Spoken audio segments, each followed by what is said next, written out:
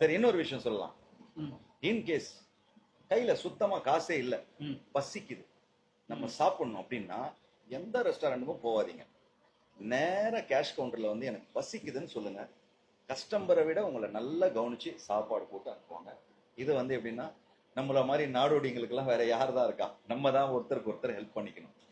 இந்த வாய்ப்பு இதே மாதிரி பெரிய பெரிய மனசு யாருமே பேச ஐயோ, மாட்டா. அதெல்லாம் பேசாதீங்க. இல்ல இல்ல இல்ல இப்படி யாரும் பேச மாட்டா. நாங்க வந்து எப்படின்னா, ம். சின்ன வயசுல வளரும்போது அக்கம் பக்கம் வீட்டுக்கு போய் நேரா நாங்களே சாப்பாடு போட்டு சாப்பிடுவோம். அந்த மாதிரி வாழ்ந்தவங்க ஆ. நம்மலாம். சரியா? பக்கத்து வீட்டுக்காரங்க நமக்கு சாப்பாடு போடுவாங்க. ஆ. அந்த மாதிரிலாம் வாழ்ந்தோம். இப்ப அப்படி இருக்கும்போது நீங்க ஒரு ஊர் தாண்டி வரீங்க, ம். இல்ல உண்மையா நம்ம கிட்ட இல்ல அப்படின்ற போது பட்னியால இருக்காதீங்க, நான் இருக்கேன். ம். தரமா நீங்க இருந்து சாப்பிடாம உங்களுக்கு கஷ்டம் வைக்குமாண்டா ஜப்பர் பாய் வந்து சந்திங்க. இன்ஷா அல்லாஹ் நல்லதே நடக்கும். கடவுள் தந்துருவார். ஆமா. வலது கையில நம்ம கொடுத்து இடது கையில நமக்கு கிடைக்கும். இறக்கிற கிணறு தான் சுரக்கும். ஆ.